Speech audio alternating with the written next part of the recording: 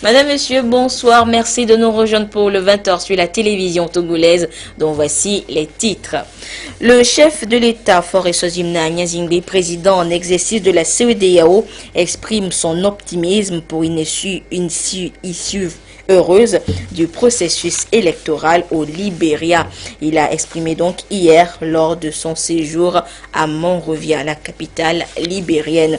Nous reviendrons donc tout à l'heure sur le séjour du chef de l'État en terre libérienne.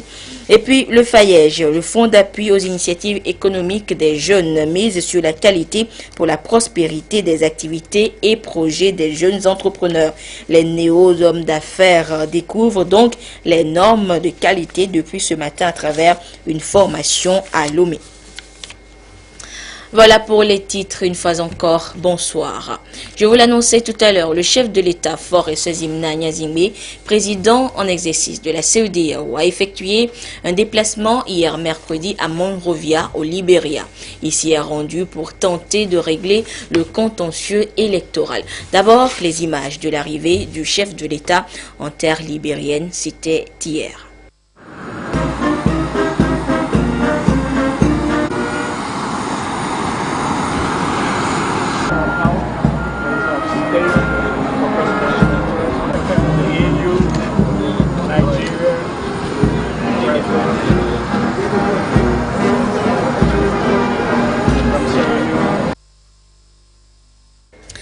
Et dès son arrivée, le président de la République, président en exercice de la CEDEAO, a exprimé son optimisme et sa confiance quant à la nécessité pour les acteurs politiques libériens de continuer à nous surprendre positivement. Nadège Nyanya. À Monrovia, au Libéria, le chef de l'État, Faure Sozimna Nyazingbe, président en exercice de la CEDEAO, et son homologue guinéen, Alpha Condé, président en exercice de l'Union africaine, s'engagent à dénouer la crise post-électorale née du premier tour de la présidentielle au Libéria. Les deux hauts dirigeants ont appelé les acteurs politiques libériens à œuvrer pour la préservation d'un climat favorable à l'organisation d'une élection apaisée et sécurisée. Après le premier tour, George Weah, ancien footballeur et sénateur de l'État de Monrovia, a recueilli 39% des voix contre 29,1% pour Joseph Boakai, candidat du parti au pouvoir. Ce dernier conteste ces résultats, faisant craindre un basculement du pays dans la crise. Pour le chef de l'État togolais, qui a eu une séance de travail avec son homologue guinéen et la présidente sortante du Libéria, il est impérieux de faire aboutir le processus de l'élection présidentielle dans la paix et la quiétude. Le chef de l'État, Faure Sozimna Nyazingbe, président en exercice de la CEDEAO, a salué la bonne tenue du premier tour de la présidentielle. Mes chers frères et sœurs du Libéria, mesdames et messieurs les ambassadeurs, je voudrais d'abord vous remercier d'avoir répondu à cette invitation et dire que nous sommes venus ici avec gravité mais avec beaucoup d'espoir. Nous avons tous salué après les inquiétudes que nous avions nourries mais qui n'ont pas été vérifiées. Nous avions tous salué la tenue, l'organisation du premier tour de l'élection ici au Libéria. La CEDEAO et l'Union africaine, en consultant les différentes parties, appellent à la préservation de la paix au Libéria. Et sachez toujours dans ce feuilleton électoral au Libéria que l'audience à la Cour suprême prévue pour ce jeudi est finalement reportée à demain. Une décision qui renforce ainsi les incertitudes qui pèsent sur l'organisation à la date prévue du second tour de l'élection, c'est-à-dire le mardi 7 novembre prochain. Du 15 au 31 décembre 2017 se tiendra à Lomé la 33e quinzaine commerciale. Pour cela, une cérémonie de lancement officielle s'est déroulée cet après-midi à la Chambre de commerce et d'industrie du Togo. Pour cette année, la quinzaine commerciale se déroulera sur 2 sites. Le site d'Adeti Kopé et au centre-ville. Une innovation que les initiateurs jugent très promoteur pour les exposants et beaucoup de surprises sont également réalisées réservé aux visiteurs. Le rendez-vous est pris donc le 15 décembre prochain. Je vous l'annonçais dans les titres. Le Fonds d'appui aux initiatives économiques des jeunes FAYEJ forme des jeunes entrepreneurs sur la démarche qualité. Il s'agit de leur montrer la nécessité de respecter les normes de qualité recommandées sur le marché international et également leur faire cerner la notion de certification. Des précisions dans ce reportage de Bienvenue Odopoué et Luc Assi. Les jeunes entrepreneurs togolais peinent souvent à écouler leurs produits et vendre leurs services sur le marché national et international, et pour cause, leur méconnaissance des normes de qualité requises par le marché international. Cette formation axée sur le cadre normatif pour un meilleur accès au marché interne et externe leur offre l'opportunité d'apprendre et de maîtriser ces normes pour mieux conquérir les consommateurs. Cette formation est d'une importance capitale pour nous, les jeunes entrepreneurs, de connaître premièrement qu'est-ce que c'est que la qualité, comment produire les trucs en qualité pour pouvoir exporter sur le plan national et international. Un entrepreneur qui est dans le domaine de l'agroalimentaire, ces produits ne doivent pas être à l'air libre, ces produits doivent être emballés dans des sachets et présentables, bien entretenus, dans une atmosphère saine. Pour produire qualité, il faut de bonnes pratiques qui vous amènent à cela. Et ça, c'est des normes qui vous disent ces bonnes pratiques. Ces normes aussi existent. Vous commencez à exister. Pour avoir accès à ces normes, qu'est-ce qu'il faut faire? Il faut leur dire. Pour qu'ils puissent savoir la panoplie de mesures qui sont là et qui leur permettent de pouvoir donc produire. Parce que plus vous produisez et plus vous exportez, mais plus la demande extérieure est importante, plus vous produisez davantage et vous grandissez. Cette initiative portée par le Fonds d'appui aux initiatives économiques des jeunes FAYEJ et le programme d'appui au développement à la base PRADEB invite les jeunes entrepreneurs à intégrer la démarche qualité dans leur quotidien entrepreneurial afin de garantir un développement durable de leur entreprise. Ça permet la durabilité de l'entreprise. Et pour ce faire, il faut savoir comment affronter les barrières et notamment les barrières normatives qui permettent donc d'avoir un meilleur accès au marché. Et donc c'est dans ce cadre que nous avons dit ce serait intéressant d'outiller les jeunes sur ce que c'est que le cadre normatif pour pouvoir mieux pénétrer ces marchés et assurer la durabilité de leurs entreprises. Issus de différents secteurs d'activité, ces jeunes entrepreneurs pourront assurer la pérennisation de leurs entreprises et participer pleinement à l'essor de l'économie nationale à l'issue de cette formation. Et des jeunes femmes font également partie de ces jeunes entrepreneurs. Eh bien, sachez que le centre Innovop s'impose aujourd'hui comme premier incubateur d'entreprises au Togo. Et 1 an après sa création, la structure a accompagné plusieurs jeunes femmes d'affaires et chefs d'entreprise. Des appuis techniques, logistiques pour aider ces jeunes à consolider leurs projets. Allons ce soir à la découverte du centre Innovop dans le dossier de Luc Assi. Jeune entrepreneur évoluant auparavant dans le secteur informel, Kosiwati Pouaka a vraiment pris son envol il y a 1 an et demi grâce à son incubation par le centre Innovop. Encadrée par ce centre, elle travaille au quotidien pour faciliter l'accès des populations rurales à l'eau potable. Ce que nous faisons, c'est accompagner les communautés à identifier clairement leurs besoins en termes d'eau et d'assainissement et à partir de là, formuler un projet, les assister dans la recherche du financement et dans la mise en œuvre aussi de ce projet. J'ai pu obtenir ce bureau avec l'assistance d'Innovop qui me permet d'avoir un ordinateur à disposition, la connexion Internet, de quoi en tout cas permettre à mon entreprise de s'asseoir un peu avant que je ne puisse voler de mes propres ailes. On fait des cocktails qui sont bénéfiques également pour la santé. Il y a le tamarin également qui est connu pour être diurétique, qui permet d'éliminer les impuretés du foie et du rein. Innovop nous accompagne dans la gestion de notre entreprise, c'est-à-dire de la tenue du cahier de comptabilité, de la tenue également du stock. Comment gérer son stock, comment suivre sa production, comment pouvoir numéroter les lots et tout. Donc c'est suite à ça qu'on a maintenant les équipements qu'il faut. On a maintenant un extracteur de jus qui peut faire 150 litres par heure. On a également un pasteurisateur parce qu'on a eu des appuis financés par les partenaires également qui ont permis qu'aujourd'hui on a la machine qu'il faut pour pouvoir embouteiller les jus. Comme elle, des centaines de jeunes porteurs de projets innovants ont été admis à Innovop pour l'éclosion de leurs idées et le développement de leur entreprise. Lorsque la personne est à la phase de l'idée, nous travaillons déjà sur la faisabilité de cette idée parce que ce ne sont pas toutes les idées qu'on peut comme ça sortir et puis implanter sur le marché. Maintenant, on a aussi des projets où les personnes ont déjà commencé. Donc nous voyons l'état d'avancement du projet. Est-ce que le projet est assez avancé? Est-ce que la personne vend bien? Est-ce que la personne maîtrise bien son marché?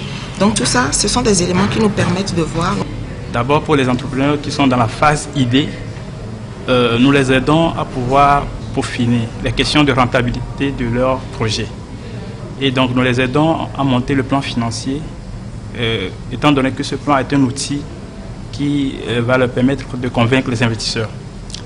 Maintenant, pour ceux qui sont dans la phase de lancement, en ce moment, nous les aidons dans la mobilisation même des ressources financières. En plus d'être le premier incubateur d'entreprises au Togo, le centre Innovop est aussi un centre entrepreneurial des femmes d'affaires. Guichet multiservices, coaching, accompagnement technique et hébergement de start-up sont les principales activités menées par le centre au profit des entrepreneurs.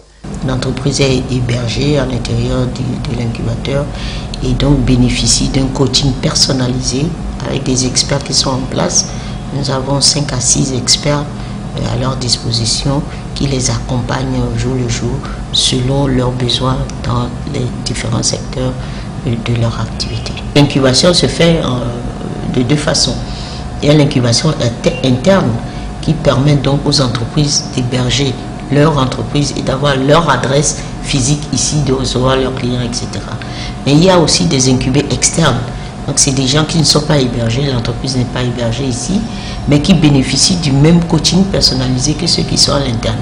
L'incubation d'une entreprise retenue dure 2 ans au plus, période après laquelle l'entreprise évolue sans tutelle tout en étant suivie par des coachs et experts du centre Innovop. Créé en avril 2016, le centre a pour partenaire le PNUD et est appuyé par l'ANPE.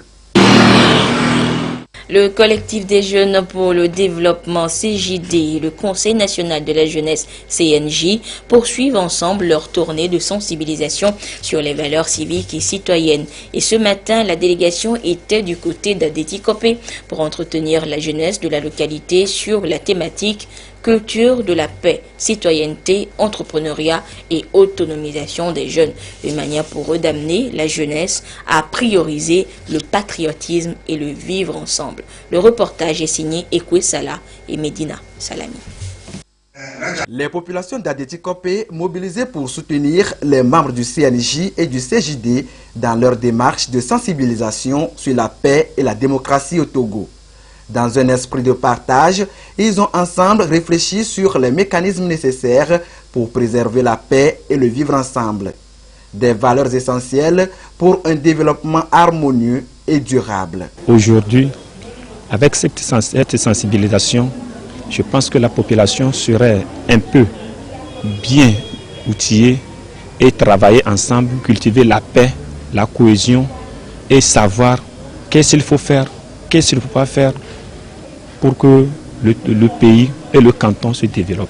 Les membres de ces deux regroupements de la jeunesse ont alors exposé à l'assistance leur projet, celui de faire de la jeunesse togolaise une génération épanouie et responsable. Nous avons estimé que la nécessité de préserver la paix passe aussi par l'appropriation des solutions d'épanouissement de cette jeunesse, des solutions qui leur permettront de se prendre en charge, de créer des sources de revenus, de créer de la richesse pour s'autonomiser et de facto apporter une valeur ajoutée au développement de leur communauté. Notre thème, c'est d'abord le projet Agir pour bâtir la cité.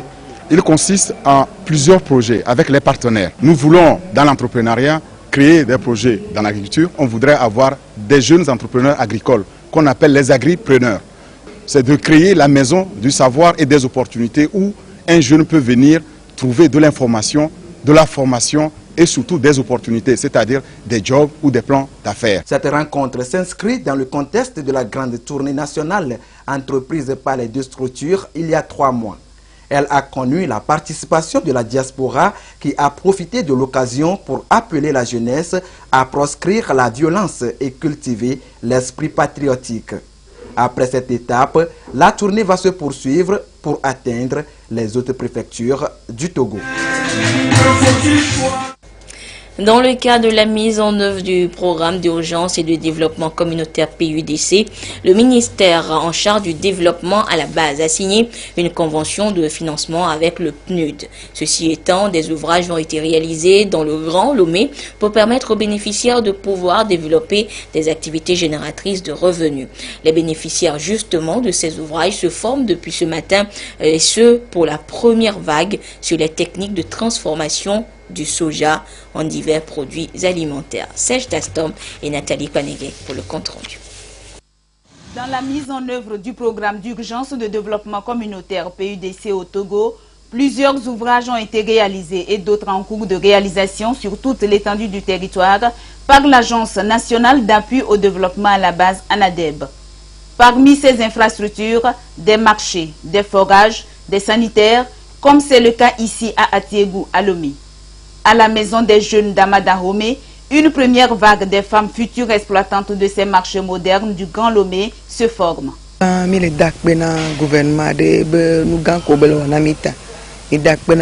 remercions le gouvernement pour toutes les actions qu'il mène en notre faveur en permettant la mise à disposition des ouvrages dans nos marchés. Ce sont des ouvrages qui nous aident à nous sentir à l'aise dans nos activités. La formation que nous suivons est un grand atout car elle va nous aider à produire nous-mêmes et vendre afin de gagner l'essentiel pour supporter nos familles.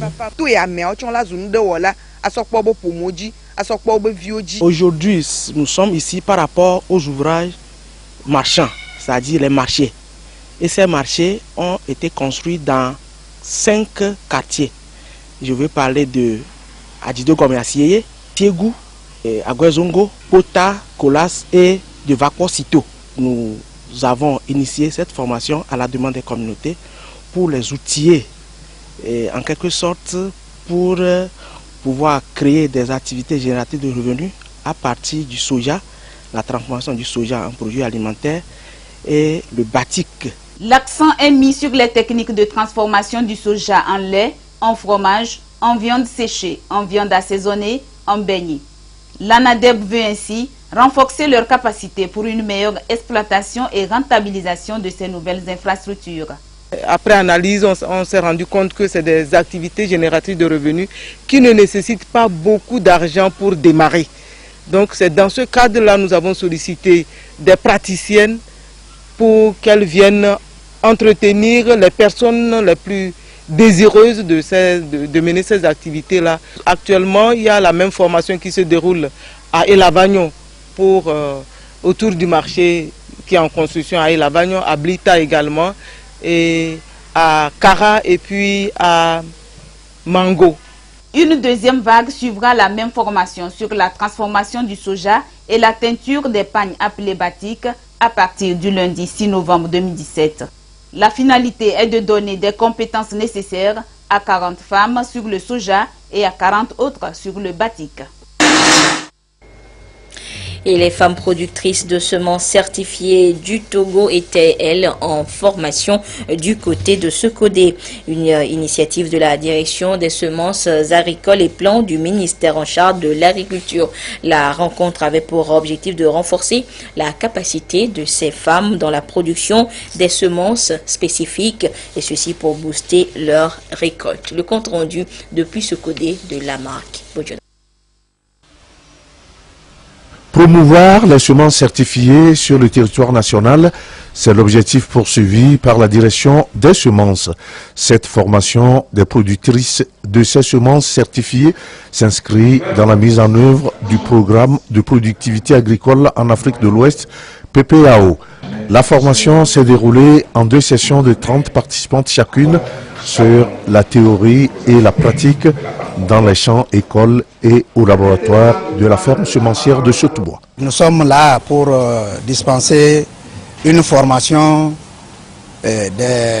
sur les semences, la production, le contrôle de qualité et le conditionnement des semences certifiées à certaines femmes qui ont été identifiées afin de renforcer le sous-secteur de production et de commercialisation des semences.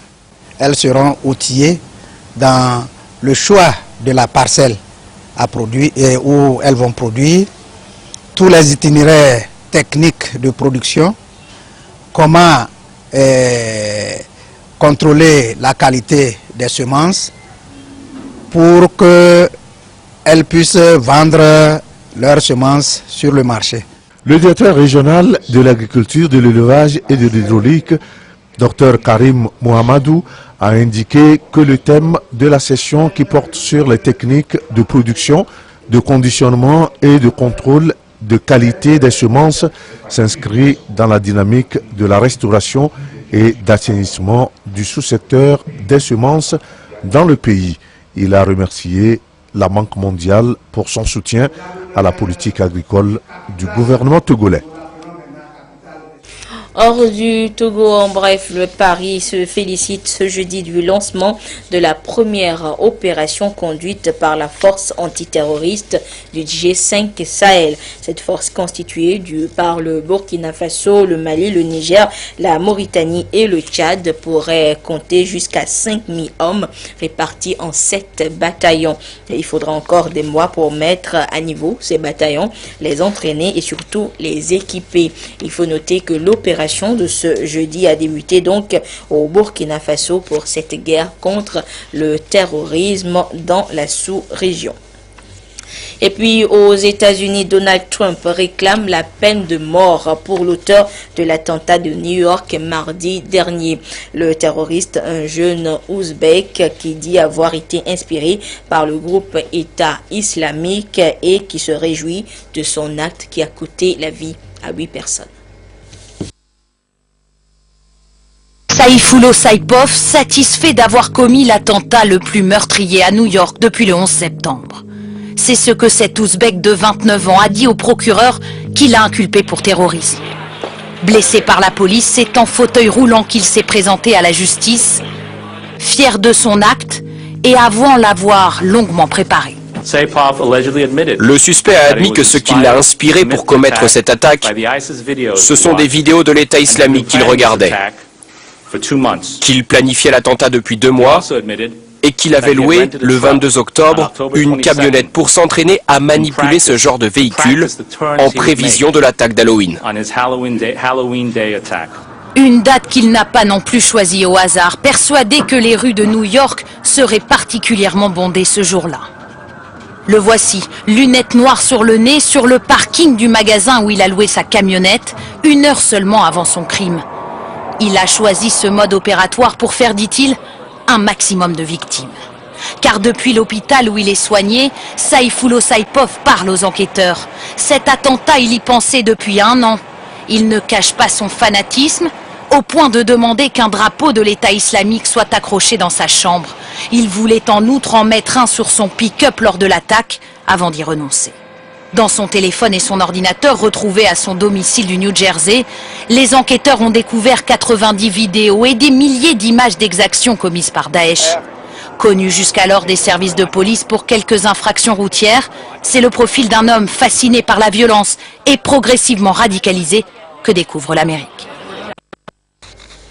En page nationale, il est porté à la connaissance des candidats ayant pris part au concours d'entrée à l'École nationale de formation sociale, session du 6 septembre 2017, que les résultats des admis sont affichés à l'École nationale de formation sociale à Lomé, à l'Université de Lomé et dans les directions régionales de l'action sociale et de la promotion de la femme et de l'alphabétisation. Les 10 résultats pourront également être consultés dans le quotidien Togo Presse du 3 novembre 2017, le quotidien de demain donc. Par ailleurs, les candidats admis effectueront leur entrée académique ce 6 novembre 2017 à 7h30 à l'École nationale de formation sociale à Lomé. Accroître le nombre de festivals sur le développement de la culture togolaise et faire découvrir des talents cachés au public, tel est l'objectif du festival Ateba. Première édition du dit festival qui a été officiellement lancé du côté de l'Institut français de Lomé hier mercredi. Le compte rendu de cette conférence de presse avec Yasmine Kodia et Trinité Kelele. Le festival Ateba. Ateba en akposor signifie don ou talent caché. C'est le nouveau bébé qui vient de naître.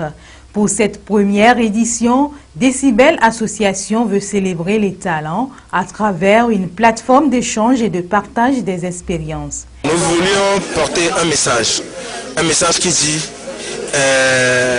quand le bon Dieu nous a créés, il a mis un grain de talent en nous. Nous avions l'obligation de découvrir ce talent, de le développer et de le mettre en valeur. Ateba est un canal d'expression que nous créons pour que, en tant que professionnels, on peut se retrouver, échanger entre nous des objectifs de développement. Les professionnels des métiers liés à la culture, les artistes de la chanson gospel, les généralistes et autres vont s'exprimer et se tailler une place sous le soleil. Festival Ateba est une occasion de formation ouverte à tous les acteurs. Une formation audiovisuelle, art, oratoire et autres. Ateba Festival, c'est du 30 octobre au 5 novembre prochain à l'Institut français et au Centre culturel Fil Bleu à Raymond.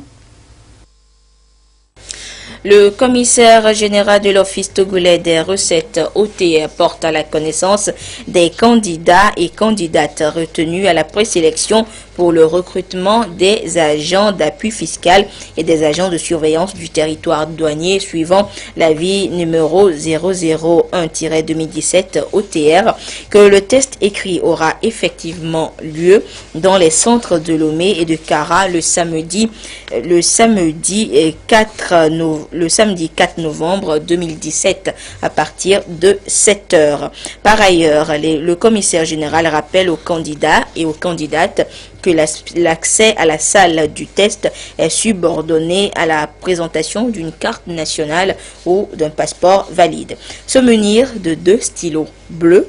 Tout autre objet ou matériel, téléphone portable, tablette, calculatrice, etc. est interdit. Conjuguer football et déficience visuelle est tout à fait possible. Un peu moins connu que le football fauteuil, le cécifoot n'en reste pas moins l'un des sports les plus pratiqués par les personnes déficientes visuelles et tient une place importante dans le monde du handisport. Partons donc à la découverte de cette discipline et des véritables athlètes. Est une activité sportive destinée aux personnes souffrant d'un handicap visuel. Né en Amérique latine dans les années 80, il suit les règles de la Fédération internationale de football avec des aménagements pour tenir compte du handicap des joueurs. Seul le gardien de but est voyant, il n'a pas de problème visuel et les 4 joueurs de je ne savais pas. le gardien est voyant comme vous et les 4 joueurs de champ de chaque équipe, parce que c'est du 5 contre 5, les 4 joueurs de champ de chaque équipe, comme nous sommes soit malvoyants, soit non-voyants, pour être sûr que tout le monde soit à égalité, on a tous un bandeau sur les yeux. Vous imaginez les bandeaux qu'ils fournissent dans les avions, ce sont ces mêmes types de bandeaux que nous mettons sur les yeux, comme ça nous permet d'être à égalité. Ballon à clochette, du coup lorsqu'il roule, on le repère sur le terrain.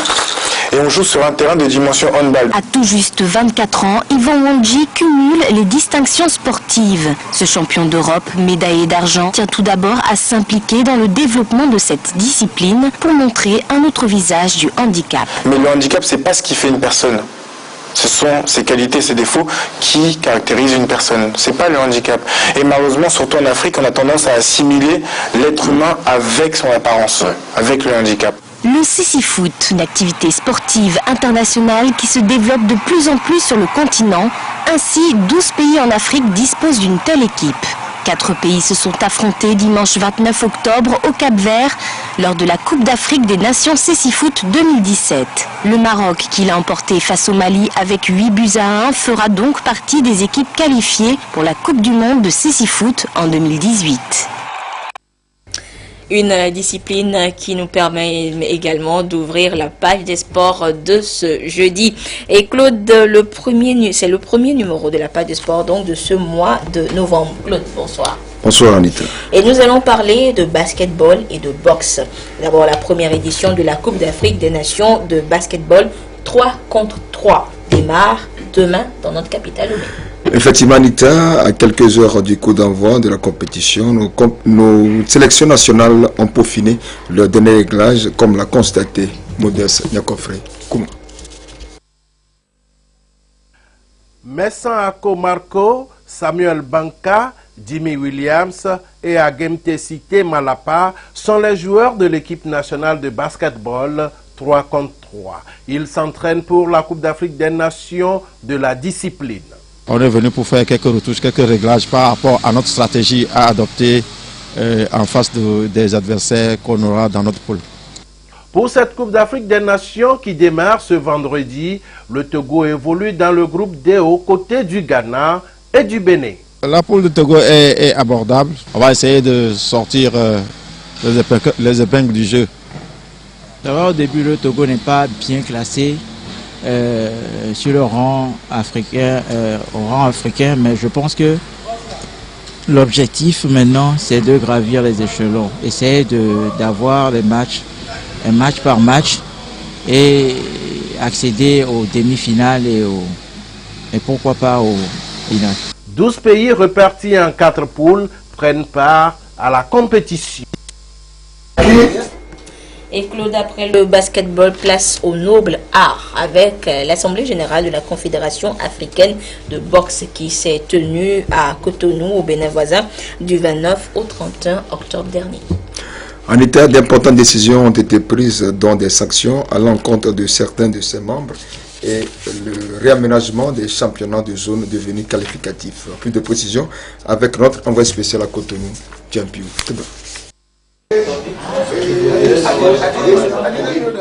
À Cotonou au Bénin, où la famille de la boxe africaine s'est donné rendez-vous pour son AG extraordinaire, la mobilisation a été forte. Sur les 39 pays membres actifs de la Confédération africaine de boxe, 23 ont répondu à l'appel. Au terme des travaux dirigés par le nouveau président confédéral, le béninois Clément Sosa, l'Assemblée générale aussi souveraine a pris d'importantes décisions. Nous avons suspendu Bayer pour une durée indéterminée. Même si le tribunal arbitral des sports le réhabilite, il ne pourra plus parler de la boxe en Afrique. De deux, son ami Moustachan, le Marocain, à qui il voulait à tout prix payer son injustice qu'il a eu à faire au Congo contre le Marocain, qui lui a coûté sans sanction, lui aussi sanctionné provisoirement. Le comité exécutif unanimement a décidé de ça. Des tournois de zone qui deviendront désormais les tournois qualificatifs au championnat d'Afrique ou à la Coupe d'Afrique des Nations. Toutes ces décisions ne visent au fait qu'à redonner vitalité et lettres de noblesse à la boxe africaine. Tellement d'accord, parce que ça va faire bonne chose à l'Afrique et l'Afrique sera émerveillée. C'est l'âge de changement. On a les états généraux qui se profilent à l'horizon. Avant la fin de l'année 2017, les activités vont démarrer, ne serait-ce que des combats de Lomé à l'intérieur aussi. Nous sommes venus réellement parler des problèmes de l'Afrique et je crois qu'ensemble on a trouvé des solutions et nous avons posé des jalons forts parce qu'en réalité l'objectif, au-delà de tout ce que certains pouvaient passer, c'était de passer un message fort.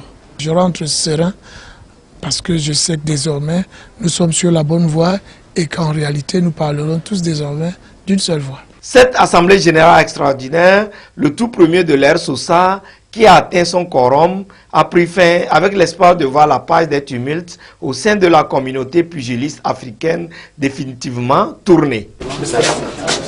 Et Claude, pour terminer, des délégués se sont prononcés à la fin des travaux. Nous les écoutons au micro de Djampiou Teba.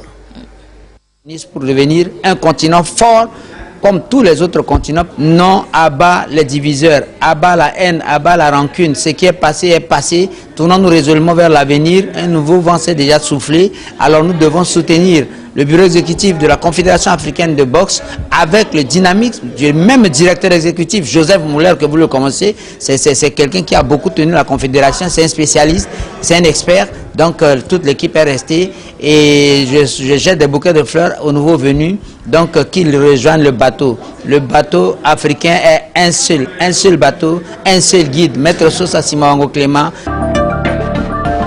Cette décision m'agrée beaucoup parce qu'il faut comprendre que nous avons trop duré dans l'obscurantisme.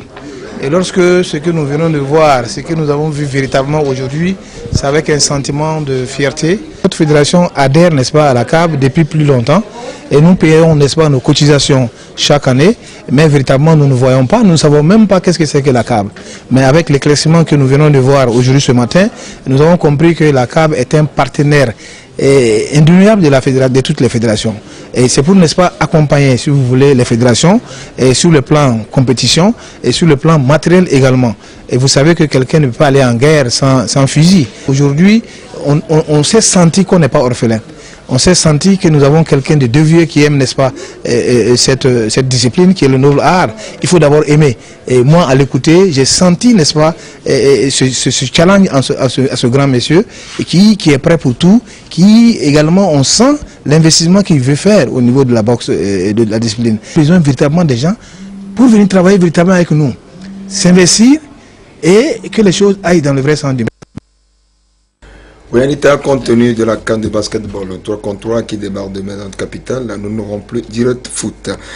Tous donc au stade municipal de Lomé, terrain de basketball à partir de 9h pour découvrir le basketball 3 contre 3. J'espère que tu seras là, Anita. Je serai justement de la partie et on en fera même le compte rendu jeudi prochain dans la PAC des sports. Pourquoi pas. Merci Claude. Le ministre de la Communication, de la Culture, des Sports et de la Formation civique, dans un communiqué, invite M. Johnson Asiba Kofi, numéro matricule 069 199-R, plombier, qui a abandonné son poste à reprendre impérativement service au plus tard le 13 novembre 2017. Passé ce délai, il sera considéré comme démissionnaire. Ce soir, à partir de 21h, en direct sur la télévision togolaise, Lise Djamien et ses invités parleront de politique avec la place qu'occupent les femmes dans ce secteur. Rendez-vous donc à partir de 21h. Et à 22h30, vous serez en compagnie de Prudence Zinsou pour la dernière édition du journal. Au revoir.